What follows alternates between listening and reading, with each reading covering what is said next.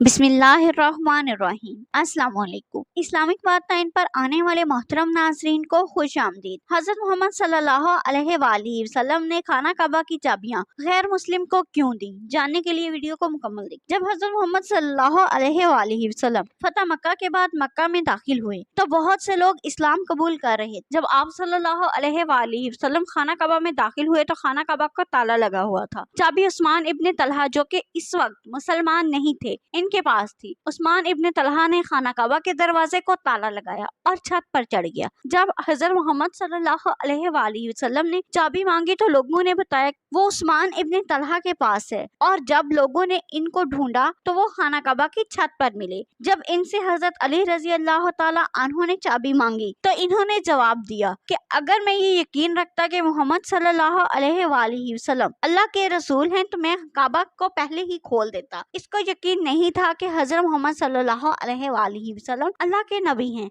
ये सब देखकर हजरत अली रजी अल्लाह ताला अन्हु ने उस्मान इब्ने तलहा से चाबी छीनी और खाना काबा का दरवाजा खोल दिया। आप सल्लल्लाहु अलैहि वसल्लम खाना काबा के अंदर दाखिल हुए और 2 रकात नमाज अदा की। अब्बास इब्ने मतलब जो हजरत मोहम्मद सल्लल्लाहु अलैहि वसल्लम के चचा थे इस वक्त वहाँ मौजूद थे। इन्होंने कहा, ए अल्लाह के रसूल सल्लल्लाहु अलैहि वसल्लम, आप जानते हैं कि मैं और मेरा खानदान हाजियों को पानी पिलाने के इंचार्ज हैं। अगर आप खाना काबा की चाबी भी हमें दे दे तो हमारे लिए बाइसे रहमत होगा। जब जरूरत होगी तो हम खाना काबा का दरवाजा खोल भी दिया करेंगे और बंद भी कर देंगे। इसी वक्त जिब्राईल अलैहिस्सलाम वही लेकर हाजिर हुए। ये वो आयत थी जो कि खाना काबा के अंदर नाजिल हुई थी। हजरत जिब्राईल अलैहिस्सलाम ने फरमाया कि अल्लाह आपको हुक्म देता है कि अमानतें उनके तरफ लौटा दो जिनसे वो ताल्लुक रखती हैं, यानी खाना काबा की चाबी उस्मान इब्ने तलहा को लौटा दें। ये सुनकर आप सल्लल्लाहु अलैहि वसल्लम ने हजरत अली रजी अल्लाह ताला अन्हु से कहा कि फौरन ये चाबी उस्मान इब्ने तलहा को लुटा दो और नामुनासिब रवैया इख्तियार करने की माफी मांगो। हजरत अली उस्मान इब्ने तलहा के पास गए, इन्हें चाबी दी और अपने रवैया की माफी मांगी। उस्मान इब्ने तलहा बहुत हैरान हुए और हजरत अली से पूछने लगे, ए अली, अभी कुछ देर पहले तुम मुझसे गुस्सा हो रहे थे और जबरदस्ती चाबी छीन कर ले गए और अब तुम रहमदिली वाला मामला कर रहे हो, ये सब क्या?